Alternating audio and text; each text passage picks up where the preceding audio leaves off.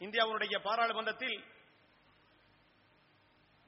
நம்முடைய விகிதாச்சார பிரகாரம் 80க்கும் அதிகமான பாராளுமன்ற உறுப்பினர்களை பெற வேண்டிய இந்த சமூகம்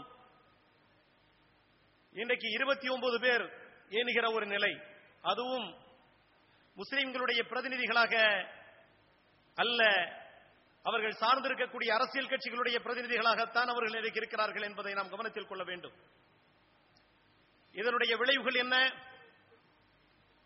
அண்மையில் லிபர்கான் கமிஷன் அறிக்கை வெளியான பொழுது லிபர்கான் கமிஷனால் குற்றம் சாட்டப்பட்டவர்கள் பாராளுமன்றத்தில் பிரச்சனை செய்கிறவர்கள் யார் என்று பார்த்தால் எவர்கள் மீது லிபர்கான் கமிஷன் குற்றம் சாட்டுகிறதோ அவர்களுடைய குரல்கள் தான் அங்கே ஓங்கி ஒலிக்கக்கூடிய ஒரு காட்சிகளை நாம் பார்க்கிறோம்.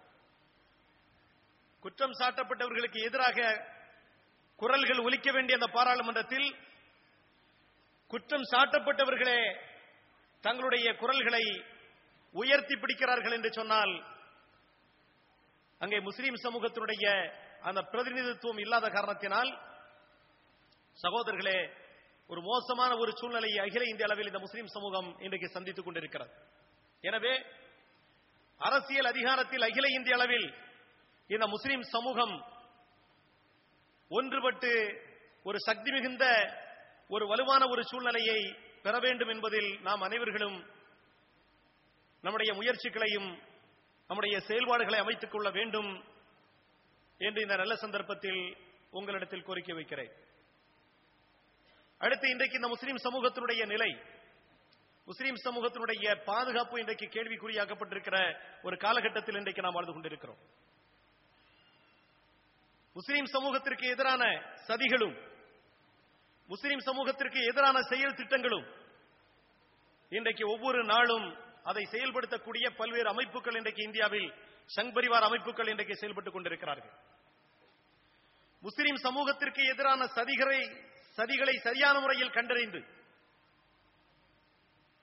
அதற்கு எதிரான நடவடிக்கைகளை எடுப்பதில் முஸ்லிம் சமூகத்தினுடைய அமைப்புகளும் முஸ்லிம் சமூகத்தினுடைய சிந்தனையாளர்களும் இதில் நாம் கவனம் செலுத்த கடமைப்பட்டிருக்கிறோம். ஏனென்றால் பாபர் மஸ்ஜிதினுடைய அந்த வழக்கை 17 வருட காலம் ஆய்வு செய்து அறிக்கையை சமர்ப்பித்த லிபர்கான் தெளிவாக ஒன்றை குறிப்பிட்டு காட்டுகிறார். முத்தாய்ப்பாக அவர் சொல்லி காட்டுகிற பொழுது சங் பரிவார அமைப்புகள் பாபர் மஸ்ஜிதை தகர்ப்பதற்காக தங்களது சமூகத்தை அவர்கள் எல்லாம் ஒன்று திரட்டிய பொழுது அதற்கு எதிராக சரியான முறையில் செயல்படுவதற்கு முஸ்லிம் சமூகத்தினுடைய தலைமை தவறிவிட்டது என்று சொல்லக்கூடிய கருத்தை அவர் பதிவு செய்து காட்டுகிறார்.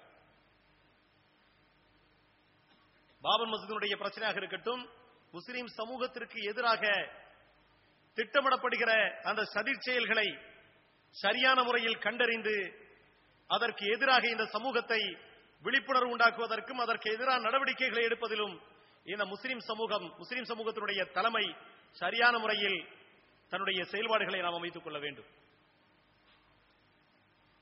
இன்றைக்கு முஸ்லிம் சமூகத்தினுடைய பாதுகாப்பு, முஸ்லிம் சமூகத்தினுடைய ஐடென்டிட்டியும் சுய அடையாளமும் இன்றைக்கு கேள்விக்குறியாக்கப்பட்டிருக்கிற ஒரு காலகட்டத்தில் இன்றைக்கு நாம் வாழ்ந்து கொண்டிருக்கிறோம்.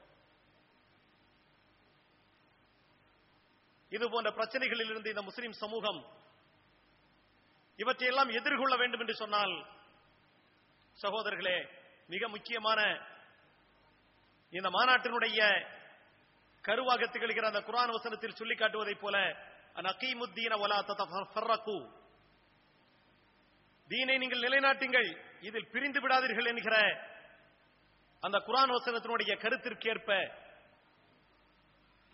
சமூகத்தில் இருக்கக்கூடிய அமைப்புகள், சமூகத்தில் இருக்கக்கூடிய இயக்கங்கள் தங்களுக்கு மத்தியில் பல்வேறு விதமான கருத்து வேறுபாடுகள் இருந்தாலும்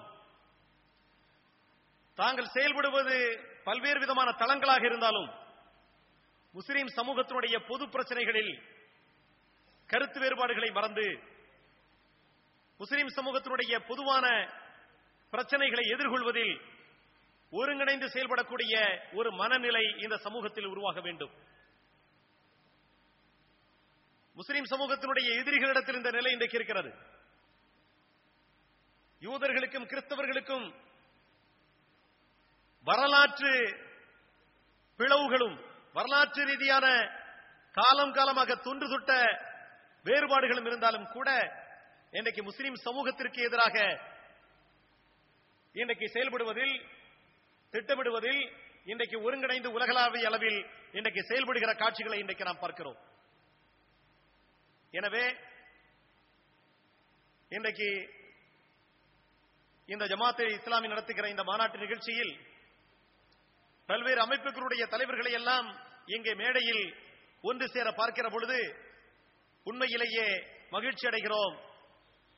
இந்த நிலை தொடர வேண்டும், அதற்கான ஆக்கப்பூர்வமான செயல்பாடுகளை அத்துணை அமைப்புகளும் நாம் முன்னெடுத்து செல்ல வேண்டும் என்று இந்த மாநாட்டின் வாயிலாக கோரிக்கை வைத்து முஸ்லிம் சமூகத்தினுடைய பிரச்சனைகளை எதிர்கொள்வதில் நாம் அனைவர்களும் ஒன்று சேர்ந்து செயல்படுவோம் என்று கேட்டுக்கொண்டு வாய்ப்பளித்தமைக்கு நன்றி கூறி எனது உரையினை முடித்துக் கொள்கிறேன். வாஹிரு தஅவானா அல்ஹம்துலில்லாஹி ரப்பில் ஆலமீன்.